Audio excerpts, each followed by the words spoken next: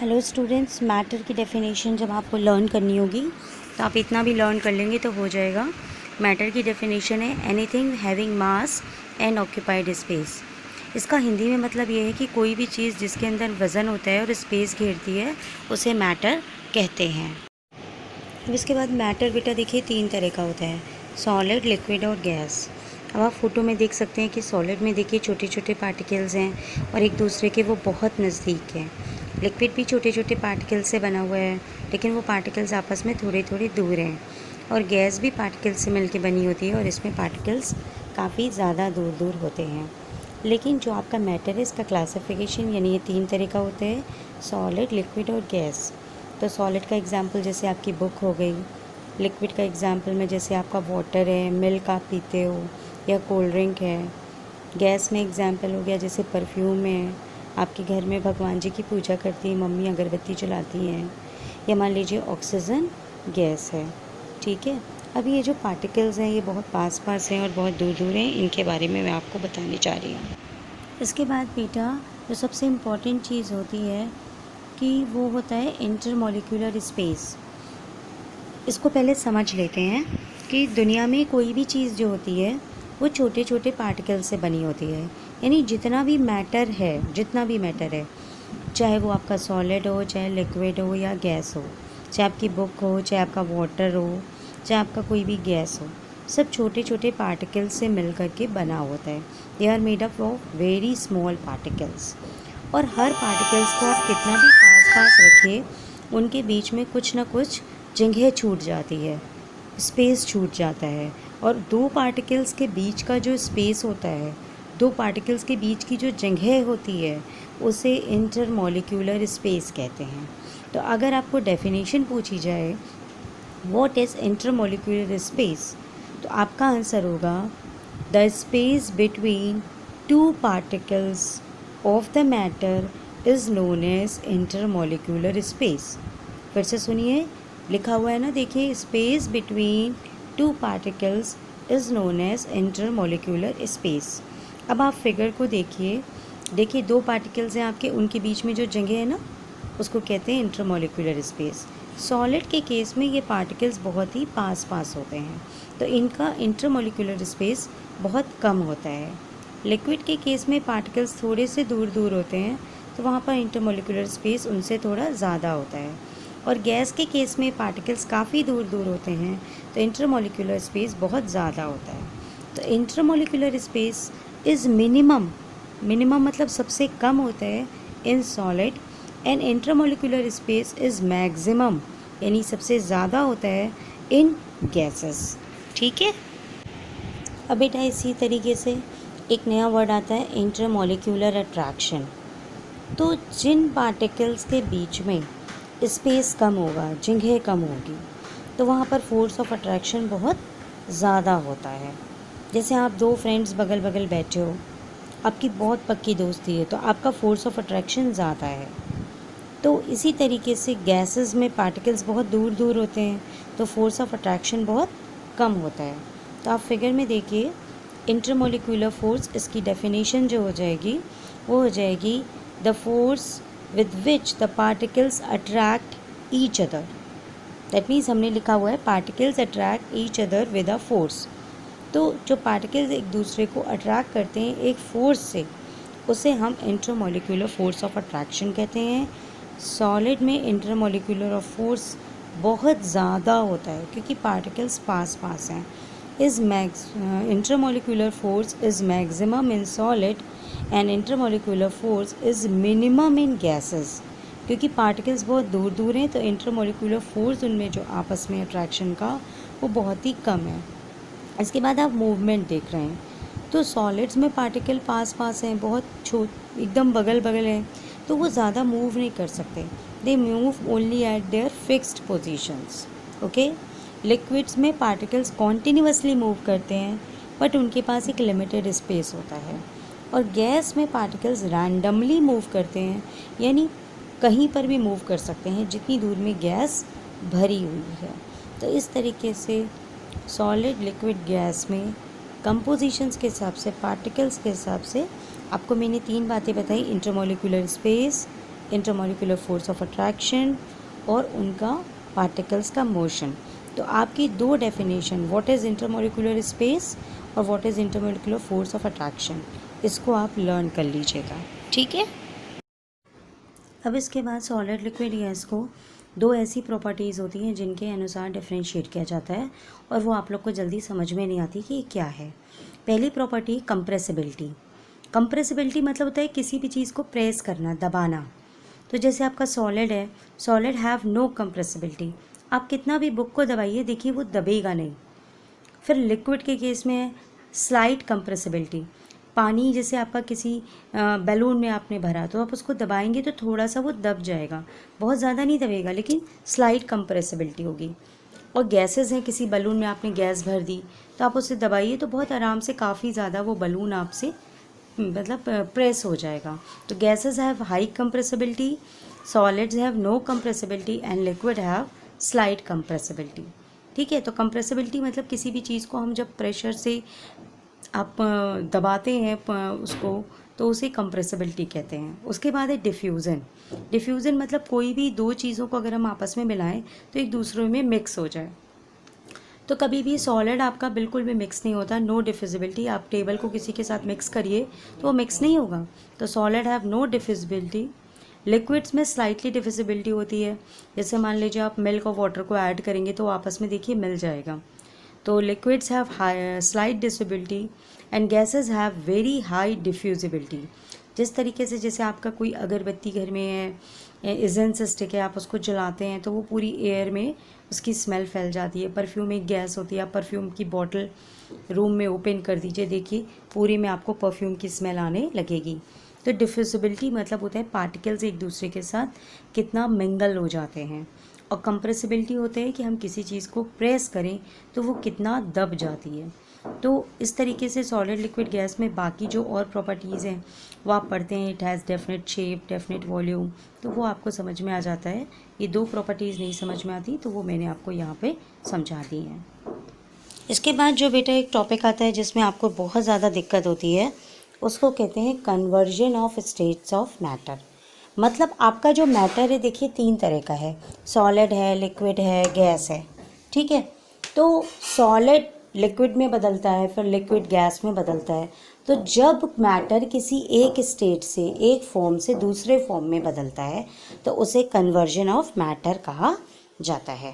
पहली बात तो जैसे आप इसका सबसे बेस्ट एग्जांपल समझिए, आपके घर में पानी होता है, वाटर होता है, तो आप उसको फ्रीज़ में रख दीजिए तो वो आइस में होता है। फिर उसके बाद जब आप उसको फ्रीज से बाहर निकाल लेंगे, ऐसे ही रख देंगे, तो देखिए वो वाटर में बदल जाता है, ठीक है। उसके बाद आप उसी वाटर को गैस पे चढ़ा दीजिए तो वो बॉयल करने लगता है। बॉयल करते करते बाद में वो वेपर्स की तरह उड़ जाता है। या मान लीजिए आपके घर में प्रेशर कुकर में सीटी आती है, तो आप उसको खोलते हैं तो आपके प्रेशर कुकर से मम्मा जब आपको खाना बनाती है तो आप देखते हैं ना उसमें से वेपर्स निकल रहे हैं, हवा बाहर निकल रही है। तो इस तरीके से आपका जैसे वाटर है उसके 3 स्टेट्स ऑफ मैटर हो गए। सॉलिड स्टेट में आपका वो आइस हो गया, बर्फ़ हो गई। लिक्विड स्टेट में वो वाटर हो गया और गैसियस स्टेट में वो आपका वाटर वेपर हो गया।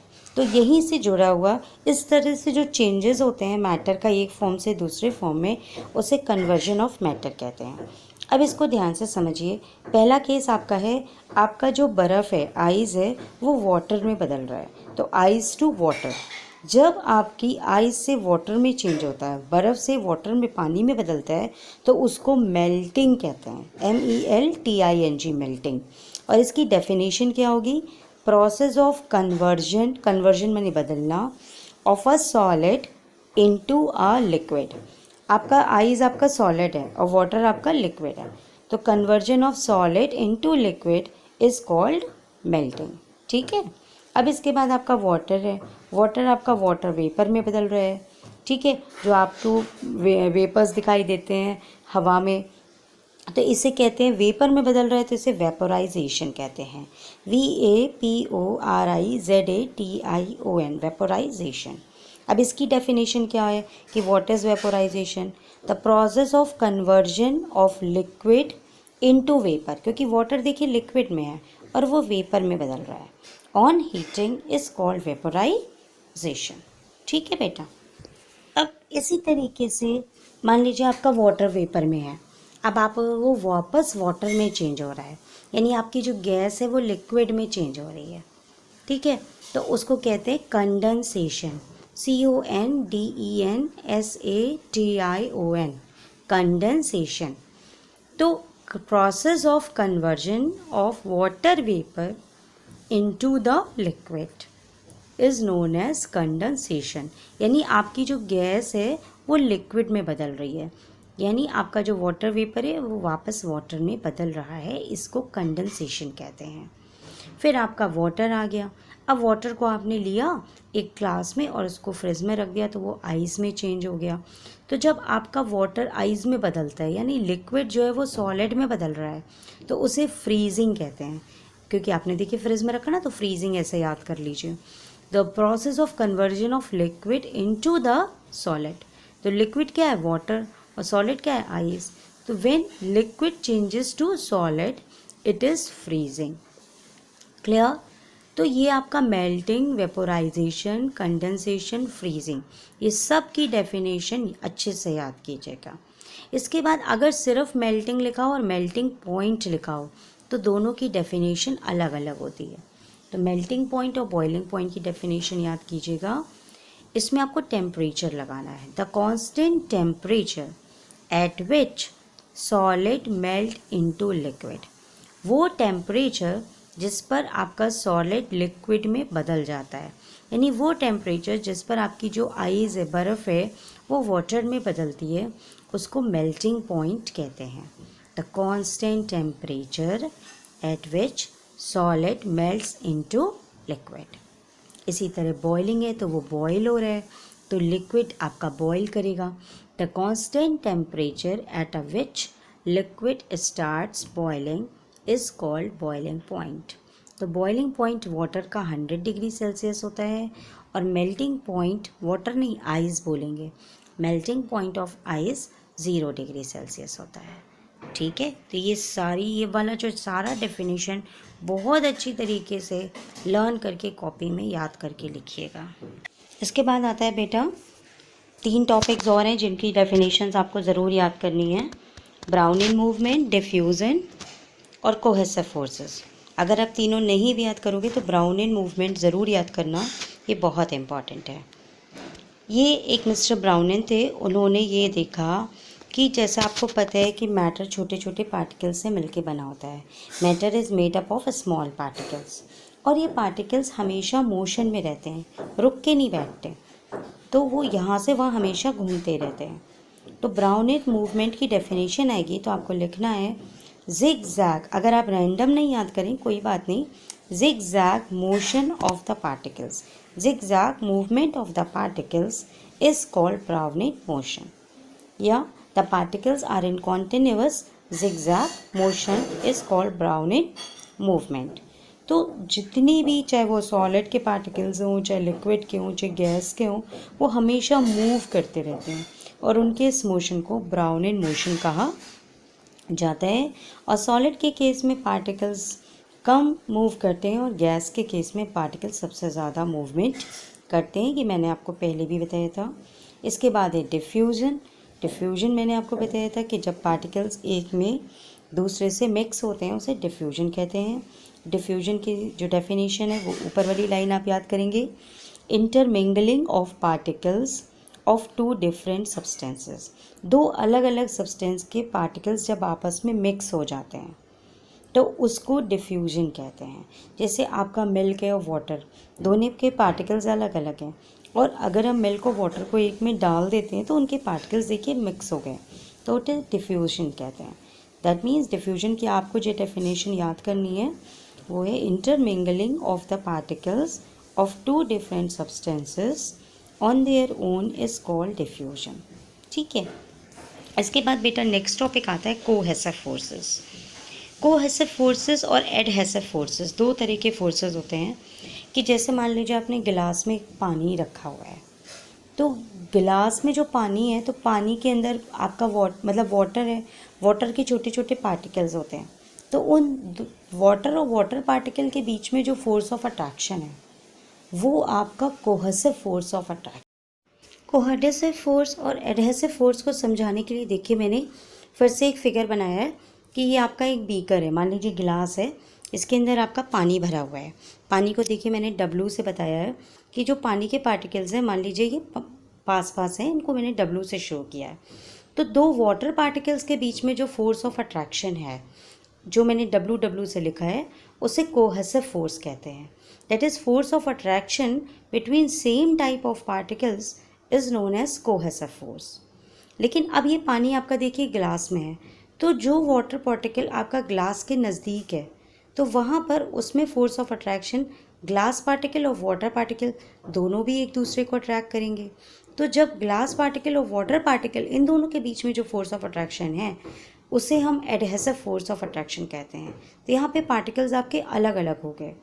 सो इसका डेफिनेशन क्या हुआ? The force of attraction between different types of particles, that is between the particle of the glass and between the particles of the water molecule is known as adhesive forces। यानी same type of particles के बीच का जो force है उसे बेटा cohesive force कहते हैं। उसके बाद डिफरेंट टाइप के जो पार्टिकल्स होते हैं उनके बीच का जो फोर्स होता है उसे एडहेसिव फोर्स ऑफ अट्रैक्शन कहा जाता है। तो इस प्रकार से आपके चैप्टर में जो मैटर का चैप्टर है छोटी क्लास में, उसमें इतने टॉपिक्स होते हैं, तो उसमें आपको इतनी डेफिनेशंस को याद करना है।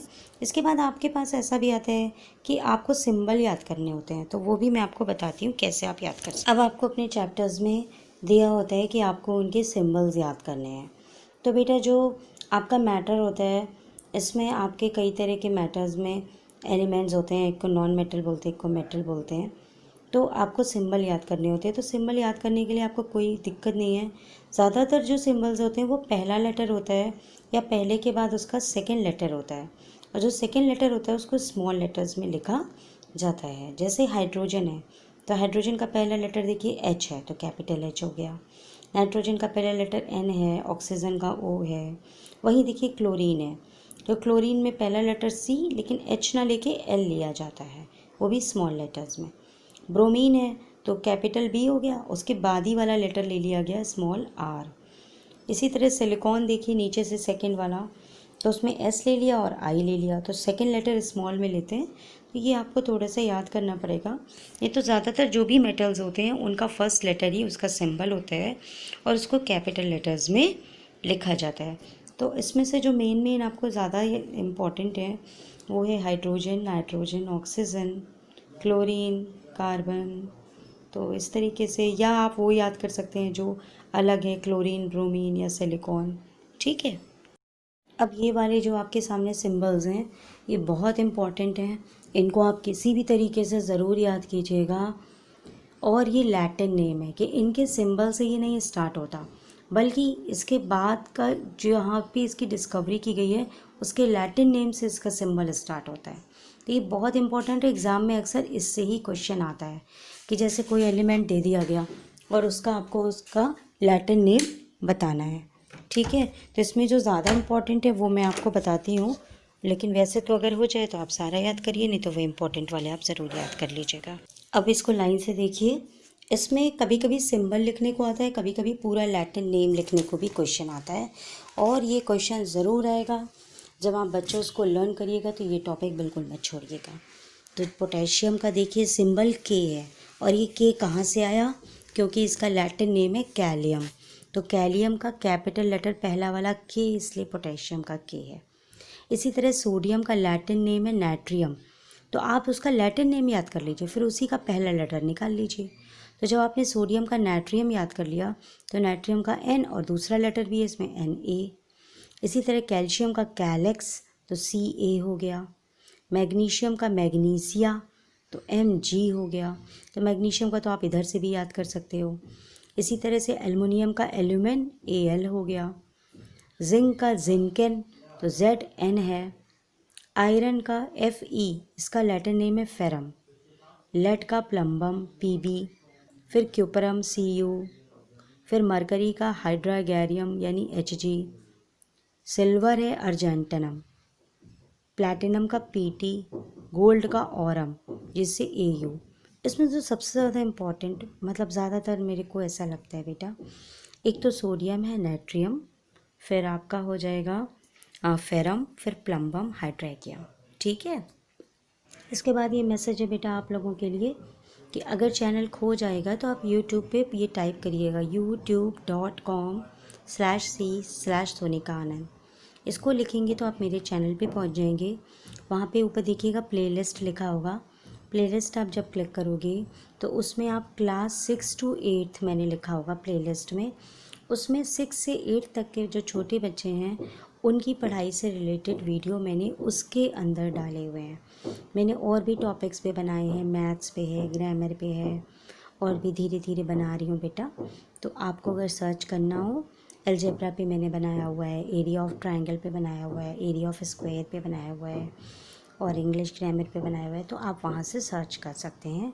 और अपने किसी फ्रेंड को भी आप ये एड्रेस दे देंगे कि youtube.com/sonika आनंद, ऐसे वो लिखेंगे तो वो मेरे चैनल पर पहुंच जाएंगे और वहां से वो मेरे वीडियो देख सकते हैं।